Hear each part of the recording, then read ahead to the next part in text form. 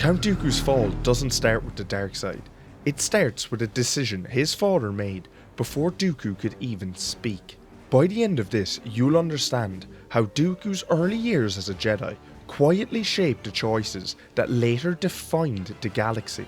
And there's one moment on Serenno, long before the Sith, that reframed how Dooku saw the Jedi Order. A birth the Jedi never witnessed.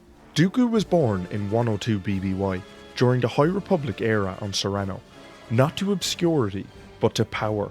He was the son of Count Gora, the planet's ruler, and Countess Anya, which meant his life was supposed to follow a carefully controlled aristocratic path. The expectation collapsed almost immediately once his force sensitivity revealed itself. Gora did not see the force as a gift. He saw it as something unnatural, something he openly feared and despised, dismissing force-sensitive individuals as freaks. Instead of trying to understand his son, he contacted the Jedi Order and demanded they take the child away. To make it even worse, Gora didn't wait for the Jedi Seekers to arrive. He took the infant, stripped him of clothing and identification, and abandoned him outside the palace near the forest. That choice mattered. This wasn't a formal surrender to the Order. It was an attempt to erase a child from his life entirely. Dooku survived only because a Jedi Seeker found him in time, before exposure or Serenno's spine wolves could finish what Gora had started. From that moment on, Dooku's life became inseparable from abandonment, even if he wouldn't understand it yet. The Hawkbat clan and the shape of discipline. At the Jedi Temple on Coruscant, Dooku was integrated into the Hawkbat clan, one of the youngling groups housed and trained together under a supervising master. This was the same general system later seen in the Clone Wars, with clans like the one that included Gungi and Petro. And it's important because it shaped how Jedi learned to see themselves in relation to others. Hawkbat clan was overseen by Master Tera Sinube, the Jedi Master who helped Ahsoka slow down and find her lost lightsaber. Dooku trained alongside Zang Arrera, Arat Tarex, and Sifo Dyas. From the start, Dooku distinguished himself not through warmth or social connection, but through relentless effort.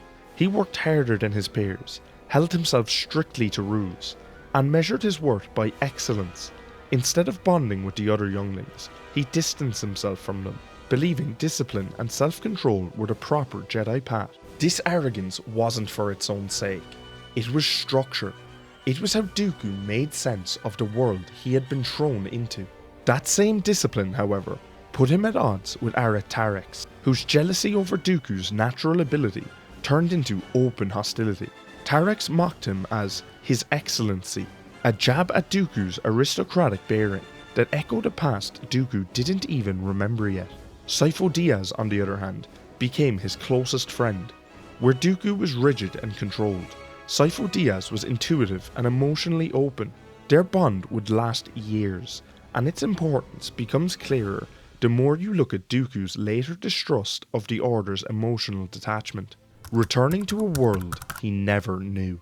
In 90 BBY, Dooku travelled to Serenno for the first time since infancy, accompanying Grandmaster Yoda and Masters Tera Sinube and Eula Braylon to a galactic festival. For the Jedi, it was a diplomatic and cultural visit. For Dooku, even if he didn't consciously realise it at first, it was a return to the place that had rejected him. During a public demonstration of lightsaber forms, a small disruption caught his attention. Two children set off thunderburst caps and fled into the fairgrounds, and Dooku felt a pull he couldn't explain. He followed them. What he found instead was danger. The children were being harassed by 3 thugs threatening to kidnap them, and Dooku stepped in without hesitation.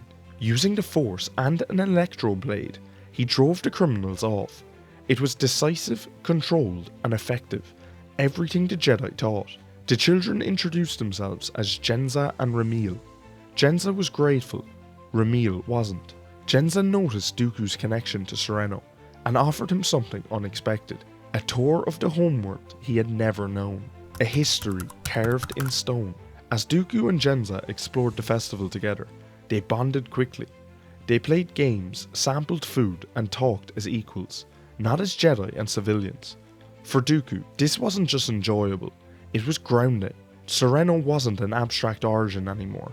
It was alive. Genza eventually brought him to the Great Assembly, where she showed him the seals of Serenno's 7 ruling houses, and told him the story of how her ancestors liberated the planet from the Sith Empire. This wasn't legend to her, it was identity. Then Dooku noticed something else. An ancient carving of a beast known as a Tirataka drew his attention, and despite Genza's warning that it associated with bad luck, he felt compelled to touch it. This moment shows Dooku's lifelong tendency to trust his sense of judgment over tradition. The instant his finger brushed the stone, a groundquake struck. The structure collapsed around him, trapping both children beneath the rubble. Truth beneath the ruins. Dooku tried to free them on his own, straining against the debris with the Force, but it wasn't enough. It took the arrival of Grandmaster Yoda to save them. When the other Jedi cleared the site, a confrontation erupted that Dooku could never forget. Count Gora arrived, furious, and when he heard Dooku's name spoken, he exploded in anger. He shouted at Yoda that he never wanted to see his son again. In that moment, everything snapped into place. Gora was his father, Genza was his sister. Here's where this might change how you look at Dooku. He didn't learn his origin through compassion, he learned it through denial. The story the Jedi couldn't soften. Back on Coruscant, Dooku confronted Yoda with questions he could no longer avoid. Yoda told him the truth of how he entered the Order, including the fact that Gora had left him outside the castle walls, without clothing or identification. Dooku also learned how close he had come to dying, not just from exposure, but from Serenno's spine wolves. His survival didn't feel like destiny or prophecy, it was timing. His physical injuries healed quickly, but what followed mattered more. Dooku threw himself into training with renewed intensity, using discipline as an outlet for anger he couldn't express elsewhere. This wasn't rebellion, it was containment. This unresolved anger is something the Jedi needed to pick up on, but is yet another miss. At the same time, he began to question something the Jedi never encouraged him to ask openly. What would his life have been if he hadn't been abandoned? What did the Jedi path cost him? And what did it save him from? Before that chapter of his life fully closed, an attendant brought him a communication device. Through it, Dooku and Genza stayed in contact for years. Even as a Jedi, even as the Order encouraged detachment, Dooku maintained the connection the Jedi hadn't chosen for him. Why all this matters? Dooku wasn't shaped by ambition alone. He was shaped by abandonment, discipline, and truth delivered too late to be gentle. And that makes his later choices more coherent, not justified, but understandable within the life he actually lived. If you ever wonder why Dooku never fit in with the Jedi mold, this is where the first cracks appeared. My question to you is, should the Jedi ever have brought Dooku back to Serenno? To me, it seems like a foolish decision to bring an abandoned child back to the place of their abandonment, especially a Force-sensitive child that would be able to sense his connection to the planet.